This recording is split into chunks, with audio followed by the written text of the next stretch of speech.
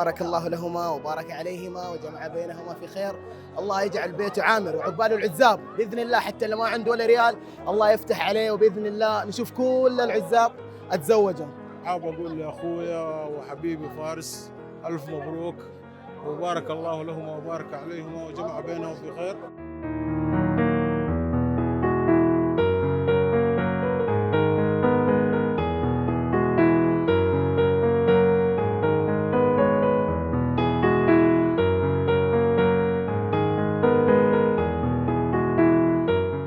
بارك الله فيه وبارك عليه وجمع بينهما بخير، والله يتمم لهم على خير ويجمع بينهم بخير يا رب. نقول للعريس بارك الله لكما وبارك عليكما وجمع بينكما في الخير. طبعا فارس التنباوي معروف وغني عن هذا، لكن الليلة غير، الليلة ليلته، ونقول له ألف ألف مبروك، الله يتمم له على خير. بارك للعريس أخونا وحبيبنا فارس التنباوي، أقول له ألف مبروك، وإن شاء الله يرزقه بالذرية الصالحة بإذن الله. الله يتمم له على خير وبارك فيه ويرسه، والله يوفقه ويسعده وينور حياته. بارك الله لكما وبارك عليكما وجمع بينكما بخير. حقيقة فعلا فارس إنسان جميل وحبوب، والدليل على ذلك الجمع الكبير هذا، واستاهل الجمعة هذه. ألف مبروك، عقبال عندكم إن شاء الله. الله يوفقه في حياته الزوجية، الله يرزقهم الذرية الصالحة ويبنوا بيته إن شاء الله. الله يبارك لهم أول شيء، وإن شاء الله نتمنى لهم حياة زوجية سعيدة إن شاء الله يا رب. نقول ألف ألف مبروك للعريس، الله يهنيهم ويوفقهم إن شاء الله، ربي يسعدهم دنيا وآخرة إن شاء الله.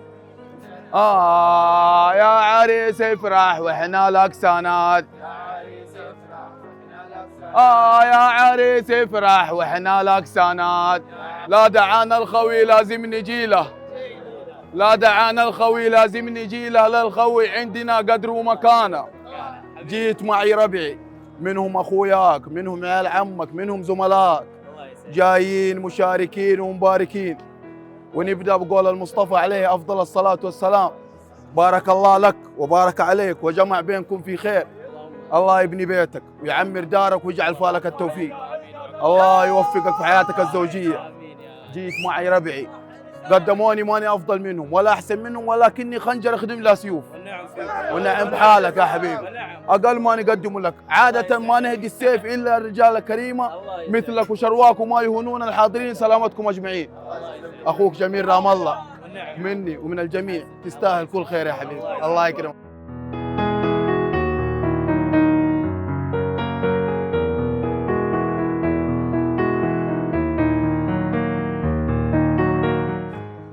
ألف مبروك للعريس وقبالك قبالنا إن شاء الله، قبال الجميع إن شاء الله. عقبال سامي، قبالنا أيوه. ألف مبروك للعريس وعقبال العزابين.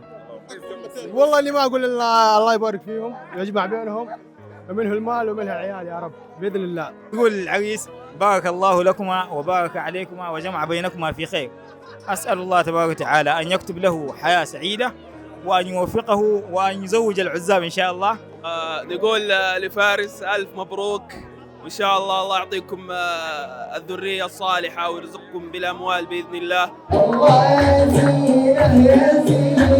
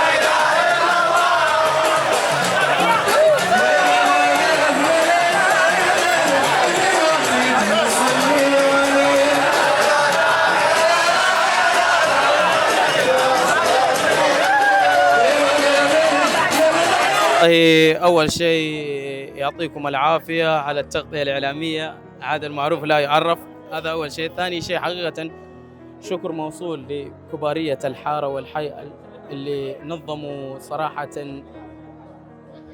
العرس بشكل يعني ما أعرف إيش أقول غير إني أشكرهم والله حقيقة. هذا أول شيء، وثاني شيء وثالث شيء والأهم شكرا والله على كافة الحاضرين، شكرا على الزملاء والأصحاب الكل من حضر والله، واللي بارك على الجوال والله شكر حقيقة من الإخوان.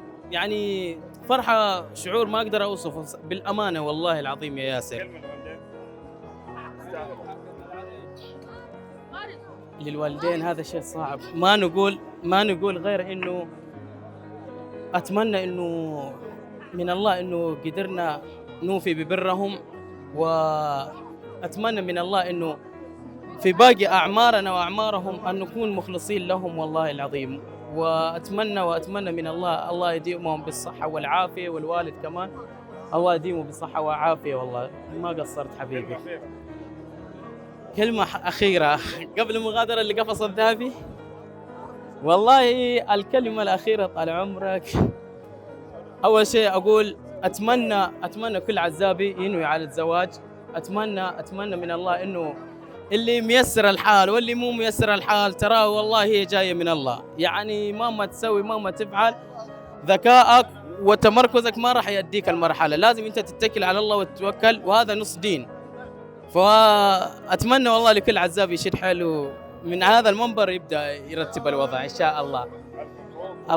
الله يسعدك، وشكرا على الفوتوغرافي حقنا ما قصر صراحة علوش، وشكرا أيضا البث المباشر ياسر الرائد، وشكر لكرة مكة وعبد السحيمي وناصر صحيفة البصنوي، والشكر أيضا لجي استديو الحاضرين والزملاء المعلقين الإعلاميين اللي حضروا جميعا والله شكرا. وآخر كلمة أقولها شكرا لعيال الحي والحارة اللي ما قصروا. الله يسعدك، الله يعافيك يا ياسر، الله يسعدك.